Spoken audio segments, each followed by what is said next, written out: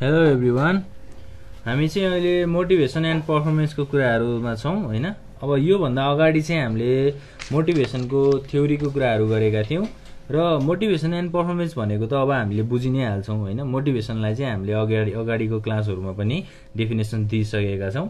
के हो त मोटिभेसन भनेको? एउटा प्रोसेस हो जसले चाहिँ इन्स्पायर गर्ने, इनर्जाइज गर्ने र इन्डिभिजुअलको पर्फर्मेन्सलाई चाहिँ राम्रो बनाउने कामहरू गर्छ हैन। पर्फर्मेन्स भनेको चाहिँ काम हो हैन। त्यसैगरी मोटिभेसन भनेको चाहिँ इन्स्पायर गर्ने, इनर्जाइज गर्ने हो। अब एउटा म्यानेजर्सलाई अथवा एउटा इम्प्लोइजलाई चाहिँ के हुनुपर्छ त भन्दा मोटिभेसन भनेको चाहिँ एकदम इम्पोर्टेन्ट प्र्याक्टिस हो हैन। It is a important practicing for managers because motivation tools provide them various ways and techniques of motivating people हैन। अब म्यानेजर्सलाई चाहिँ इम्प्लोइजहरूलाई मोटिभेट गर्नको लागि के दिँदो रहेछ त? एउटा टेक्निक्स प्रोभाइड गर्दो रहेछ, धेरै माध्यमहरू चाहिँ उसले दिँदो रहेछ भनेर भनेको छ है। अब पर्फर्मेन्सको कुराहरू गर्दाखेरि पनि त्यही हो। पर्फर्मेन्स भनेको चाहिँ doing a job in a actual work environment effectively हैन।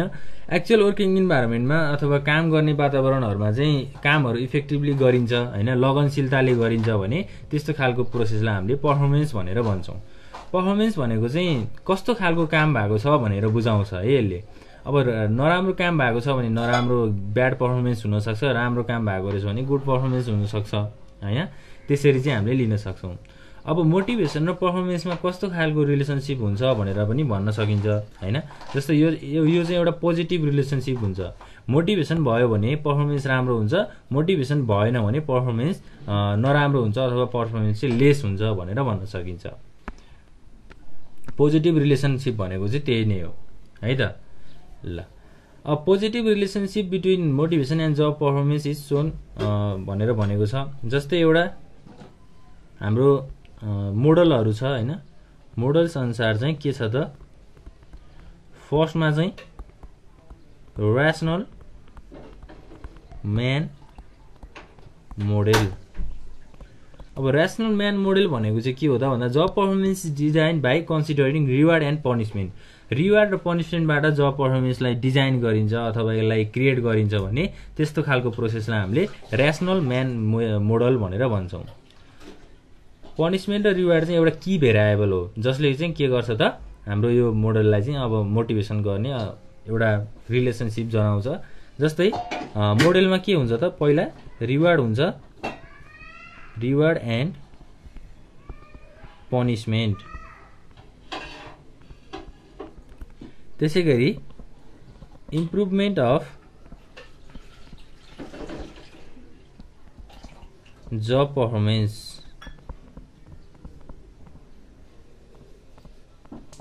र हाम्रो लास्टमा के हुन्छ त? इम्प्लोइजको मोटिभेसन हुन्छ।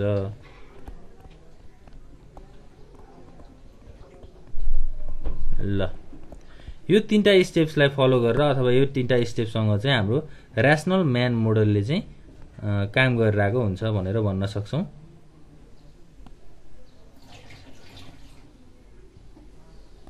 फर्स्टमा के छ त? यहाँ रिवार्ड र पनिसमेन्टहरू दिइएको छ, त्यसै गरी जब पर्फर्मेन्सलाई चाहिँ इम्प्रुभ गराइएको छ हैन। अनि लास्टमा के भयो त? इम्प्लोइजको लागि मोटिभेसन आयो, उनीहरू इन्स्पायर भए भनेर यो डायग्रामले हामीलाई बुझाउँछ। Rational man model. त्यसै गरी बी नम्बरमा जान्छौँ हामी, बिहेभियरल मोडल। अब बिहेभियरल मोडल भनेको चाहिँ के हो त भन्दा जस्तै सोसियल बिहेभियर्स, प्रमोसन, राइटको कुराहरू हुनसक्छ। अब अर्गनाइजेसनको सोसियल बिहेभियरलाई डिटरमाइन गर्ने र जब पर्फर्मेन्सलाई चाहिँ एउटा लेभलमा इन्क्रिज गर्ने मोडललाई हामीले बिहेभियरल मोडल भन्छौँ। Employees are provided with better working environment हैन। इम्प्लोइजहरूलाई चाहिँ के गरिन्छ त? एउटा राम्रो वातावरणहरू काम गर्नको लागि एउटा राम्रो इन्भाइरोमेन्ट अथवा फ्यासिलिटिजहरू दिइन्छ। त्यसै गरी अब हाई रेस्पेक्टको कुराहरू भयो, पोजिसन भयो हैन, उनीहरूलाई रिकग्निसन दिने, त्यसै गरी सेटिस्फ्याक्सन प्रोभाइड गर्ने, यस्तो खालको मोडललाई हामीले बिहेभियरल मोडल भन्छौँ। के छ त यहाँ? जस्तै सोसियल बिहेभियरको कुराहरू छ। के आउँछ? प्रमोसनको कुराहरू आउँछ, प्रोमोट गर्ने हैन। त्यसै गरी राइट्स इटिसी सोसियल बिहेभियर्समा आयो। र यो भइसकेपछि के हुन्छ त? जब सेटिस्फ्याक्सन हुन्छ, उनीहरूले काम गरेको कुराहरू चाहिँ सेटिस्फाइड हुन्छन् उनीहरू हैन। र लास्टमा इम्प्रुभ जब पर्फर्मेन्स। अब लास्टमा चाहिँ जब पर्फर्मेन्सलाई चाहिँ इम्प्रुभ गराउने काम हुन्छ। यसरी चाहिँ हाम्रो एउटा बिहेभियरल मोडलले काम गरिरहेको हुन्छ। यसरी बुझ्न सकिन्छ। अब यसलाई डायग्राम अनुसार हामीले यसरी क्रिएट गर्न नि सक्छौं हैन। अब इच्छा अनुसार हजुरहरूले के गर्न चाहनुहुन्छ त्यो गर्नुस्। ल यस्तो खालको स्ट्रक्चरलाई चाहिँ हामीले बिहेभियरल मोडल भनेर भन्छौं। त्यसैगरी अब थर्डमा जान्छौं। के छ त थर्डमा चाहिँ self actualisation model. Self actualisation model.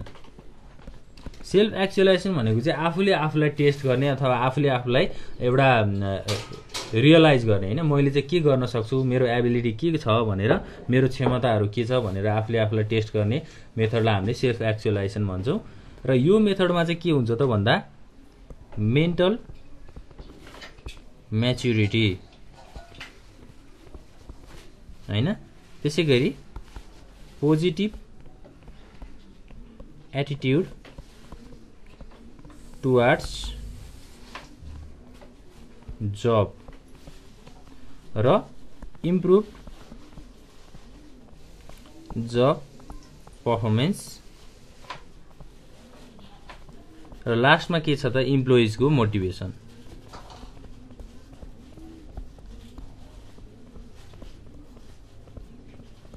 यस्तो खालको स्टेप्सहरु फलो गरेर हाम्रो सेल्फ एक्चुअलाइजेसन मोडलको चाहिँ कामहरु भइरहेको हुन्छ।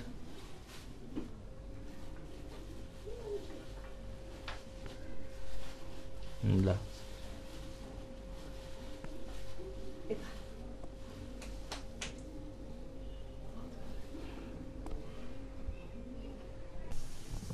ल अब सेल्फ एक्चुअलाइजेसन मोडलको पनि हाम्रो कुराहरु यति नै हो। यसरी एउटा यो प्रोसेसबाट चाहिँ सेल्फ एक्चुअलाइजेसन गर्न सकिन्छ आफूले आफूलाई। र अब हामीले डिस्कस गर्ने भनेको फ्रस्ट्रेसन। फ्रस्ट्रेसनको मिनिङ भनेको के हो हैन, अर्गनाइजेसनमा इम्प्लोइजहरुमा के कस्तो फ्रस्ट्रेसनहरु आउँछ त्यो कुराहरु बुझ्छौं। फ्रस्ट्रेसनलाई चाहिँ हामीले एउटा नेगेटिभ बिहेभियर भनेर पनि भन्न सक्छौं हैन। अब when the motivated drive is constant अथवा मोटिभेटेड ड्राइभहरु सुरु हुन्छ र बीचमा कुनै ब्यारियर्सहरु आउँछ हैन, केही कुराहरुले चाहिँ त्यो मोटिभेसन फ्याक्टरहरुलाई रोकिरहेको हुन्छ, इम्प्लोइजहरुले मोटिभेसन पाइरहेको हुँदैनन्, त्यस्तो खालको सिचुएसनमा चाहिँ इम्प्लोइजहरुले फ्रस्ट्रेसन पाउँछन्। र फ्रस्ट्रेसन भन्ने बित्तिकै अब एउटा नेगेटिभ बिहेभियर हो which arises when a motivation drive is block. Motivation दिने प्रोसेसमा कुनै पनि फ्याक्टरले त्यसलाई इफेक्ट गर्यो भने फ्रस्ट्रेसन हुन्छ भनेर भन्न सकिन्छ। Frustration occurs due to internal conflict in individual goal and objectives. Individual को गोल र objectives मा internal conflict हरु आयो, भित्री समस्याहरु आयो भने चाहिँ के हुन्छ त फ्रस्ट्रेसन चाहिँ हुन्छ। अब फ्रस्ट्रेसन भनेको अब स्ट्रेस हैन, स्ट्रेसलाई पनि अब एउटा फ्रस्ट्रेसनको रूपमा लिन सकिन्छ। ल फ्रस्ट्रेसनको मिनिङ पनि भयो हैन। अब फ्रस्ट्रेटेड बिहेभियरको कुराहरु गरौँ। एउटा फ्रस्ट्रेटेड इम्प्लोइ भइसकेपछि, इम्प्लोइजहरु फ्रस्ट्रेटेड भइसकेपछि उनीहरुले देखाउने बिहेभियरहरु के कस्तो हुन्छ त्यो कुराहरु हामी हेर्छौं। फ्रस्ट्रेटेड बिहेभियर भनौं।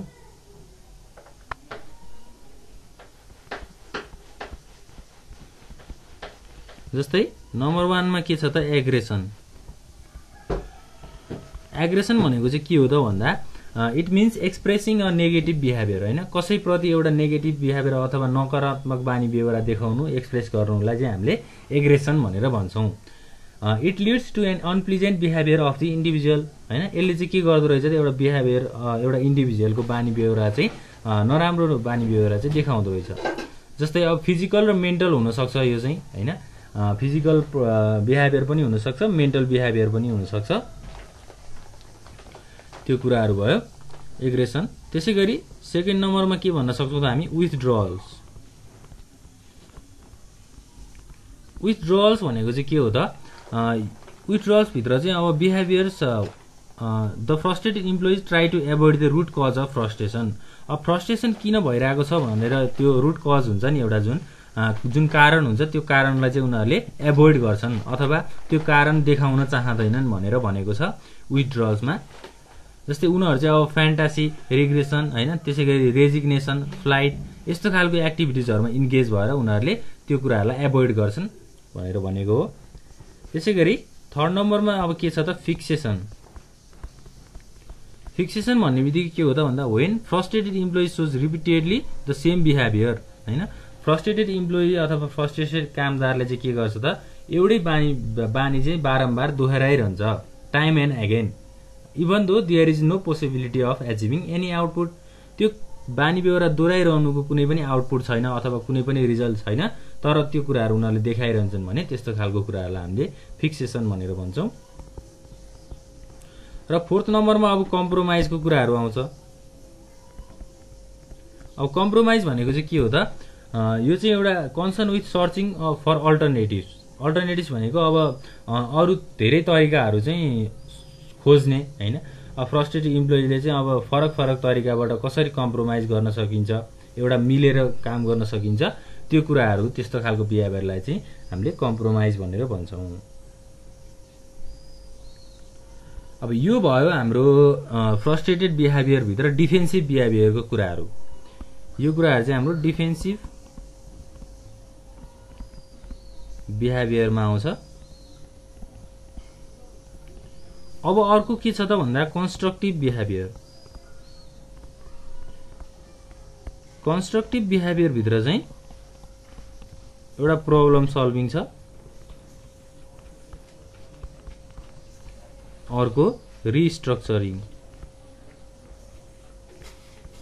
अब प्रब्लम सल्भिङ भनेको चाहिँ अब समस्याहरूलाई सल्भ गर्ने हैन। Under it the frustrated employees tries to solve the problem as far as practicable भनेको एउटा फ्रस्ट्रेटेड इम्प्लोइले चाहिँ आफ्नो प्रब्लमहरूलाई सल्भ गर्न खोज्छ भनेर भनेको छ।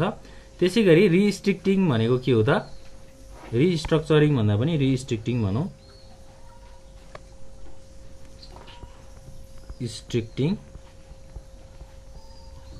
रिस्ट्रिक्टिङ भनेको चाहिँ concern with finding out the alternative way of achieving the goal भनेको फ्रस्ट्रेसन भए पनि अर्को तरिका अथवा अर्को माध्यम खोज्ने, अर्को माध्यम चाहिँ फाइन्ड आउट गर्ने प्रोसेसलाई हामीले रिस्ट्रिक्टिङ भनेर भन्दो रहेछौँ हैन। जस्तै इक्जाम्पलमा लिन सकिन्छ transferring from the hard work asking additional reward for additional work भनेको धेरै कामहरू अथवा हार्डवर्क गरियो भने त्यसै अनुसार चाहिँ रिवार्डहरू माग्ने, थप रिवार्ड मलाई चाहियो भनेर भन्ने एउटा रिस्ट्रिक्टिङ प्रोसेसलाई हामीले कन्स्ट्रक्टिभ बिहेभियर भित्र हेर्छौँ फ्रस्ट्रेसनको कुराहरूमा। अब फ्रस्ट्रेसनको कजहरू के कस्तो छ त्यो पनि डिस्कस गरौँ। Causes of frustration. फ्रस्ट्रेसन किन हुन्छ त, जस्तै फर्स्टमा छ लिमिटेड रिसोर्स।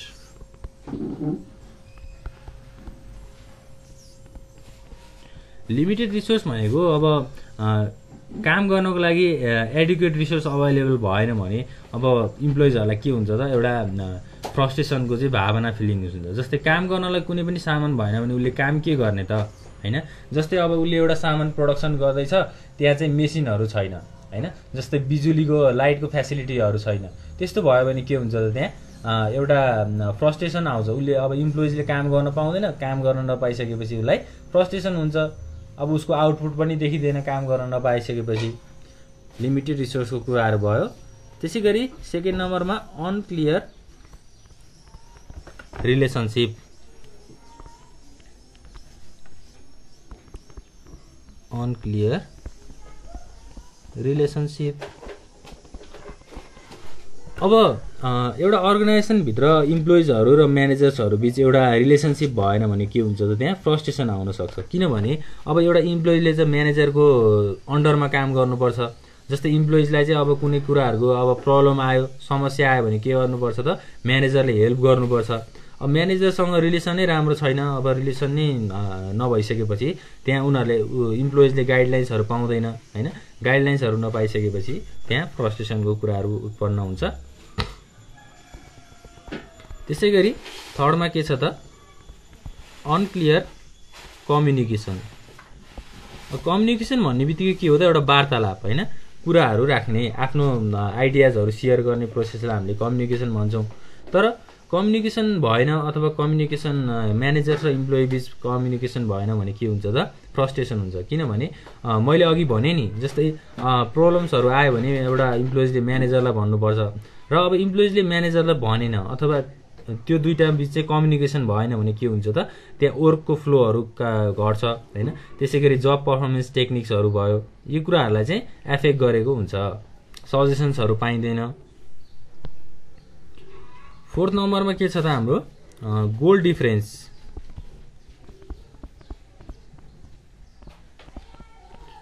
अब गोल डिफरेन्स भनेको चाहिँ के हो त भन्दा अर्गनाइजेसनमा चाहिँ अब इन्डिभिजुअलहरूको फरक फरक गोलहरू हुनसक्छ, अब्जेक्टिभहरू हुनसक्छ हैन। अब सबैको फरक आवश्यकता निड्सहरू हुनसक्छ, वान्ट्स हुनसक्छ, उनीहरूको इच्छा हुनसक्छ, जसले गर्दा के ल्याउँछ त फ्रस्ट्रेसन ल्याउँछ इम्प्लोइमा।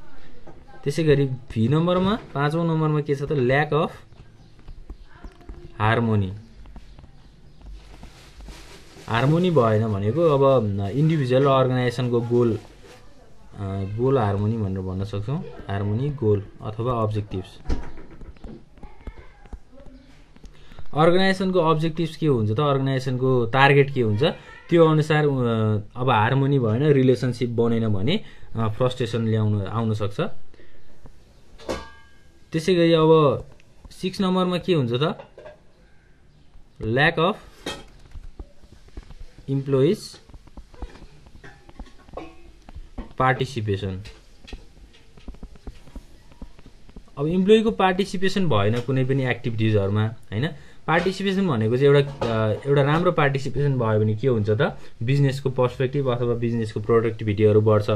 अब इम्प्लोइजहरु चाहिँ डिसिजन मेकिङ प्रोसेसमा पनि पार्टिसिपेट हुन पाएनन् हैन, उनीहरुले चाहिँ गाइडलाइन्सहरु लिन पाएनन्, सजेसन्सहरु लिन पाएनन् भने के हुन्छ त त्यहाँ फ्रस्ट्रेसन आउन सक्छ हैन। इम्प्लोइजहरु मोटिभेट हुँदैनन्, मोटिभेट नहुने बित्तिकै के हुन्छ त फ्रस्ट्रेसन हुन्छ।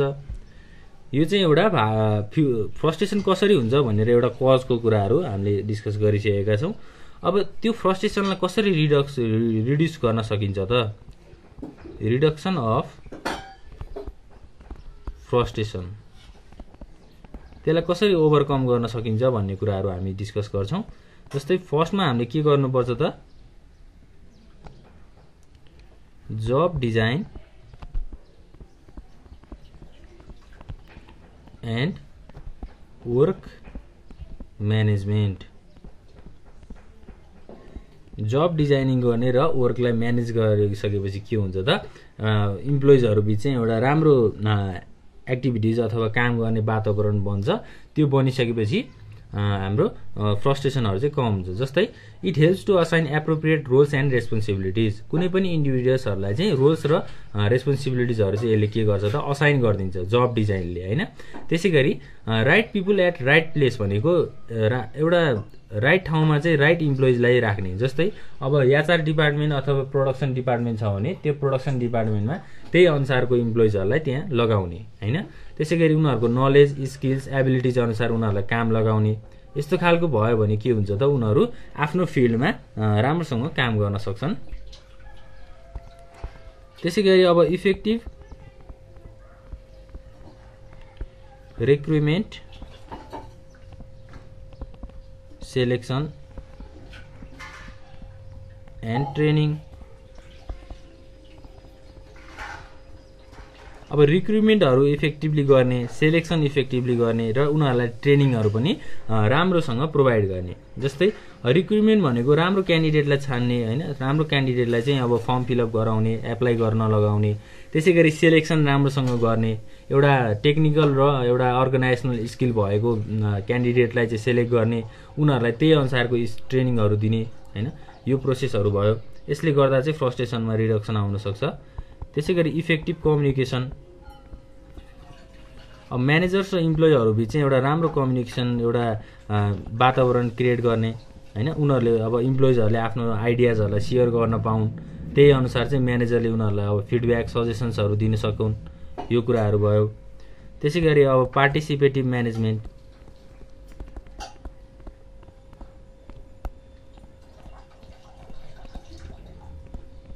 हैन, पार्टिसिपेटिभ म्यानेजमेन्ट भनेको चाहिँ अब हरेक अर्गनाइजेसनको हरेक काममा चाहिँ इम्प्लोइजहरूलाई इन्भल्भ गराउने, जस्तै क्वालिटी अफ वर्क लाइफ भयो होइन, त्यसपछि इम्प्लोइज इम्पावरमेन्ट भयो, इम्प्लोइजहरूलाई चाहिँ मोटिभेट गर्ने कुराहरू भयो होइन, कामहरू उनीहरूलाई दिने, नयाँ नयाँ आइडियाजहरूलाई चाहिँ उनीहरूले अब पार्टिसिपेट गराउने, नयाँ आइडियाज लिनको लागि।